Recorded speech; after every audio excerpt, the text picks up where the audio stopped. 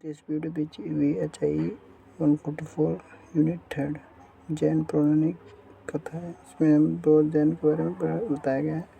जैसे कि यह सदैव कवि की मान्यता है कि युग में कौरव जैन धर्म और रामायण पुराण के बीच पौंचर्यम में इसे जैन धर्म की ग्रंथ है, जिसके अंदर रामायण के बारे में बताया गया है कि हम रामायण में सभी पात्र अलग अलग किया गया है। जैसे कि राम को एक वनवासी को न हराकर दूसरे तथ्य में बताया गया है।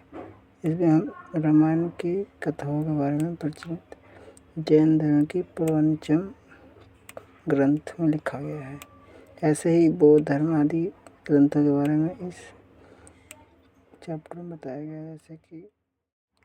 जैसे राजा दशरथ के वंश में थे चक्रवर्ती राजा, उन्हें में जब सम्राट को बताया गया है बलभद्र आदि।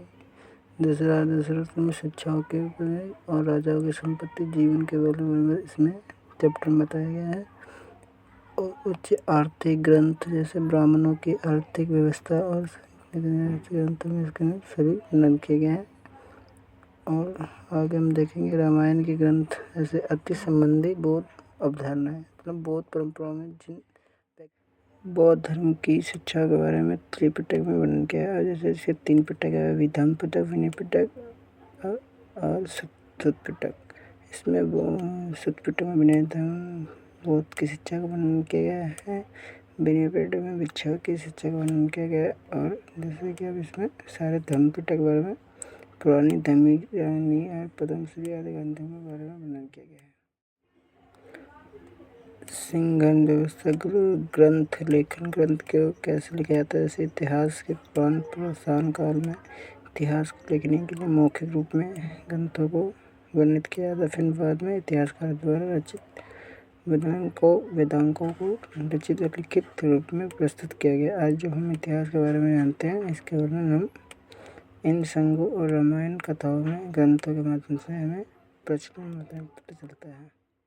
इसमें रघुनाथ थापर के अनुसार इतिहास के संचलन और बनाए रखने के लिए पीछे धार्मिक संस्थाओं के बारे में बौद्ध की जीवनी है। महात्मा बुद्ध के जैसे जीवनी के बारे में बताया गया।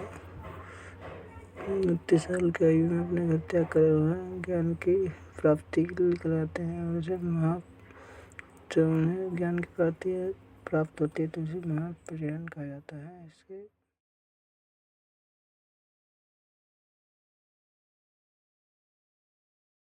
इस चैप्टर में मुख्यतः बौद्ध और जैन धर्म के धर्म ग्रंथों के बारे में वर्णन किया गया है, उनकी शिक्षाएं और उनकी रचनाओं और उनके पास कटाक्ष करते हुए दूसरे धर्म के और अपने धर्म को श्रेष्ठ न बनाकर राजन व्यवस्था और शासन व्यवस्था कैसे चलाई गई थी हमारे इतिहास समय काल में, इस वीडियो में बताया गया। Thank you for watching this video. Like comment share.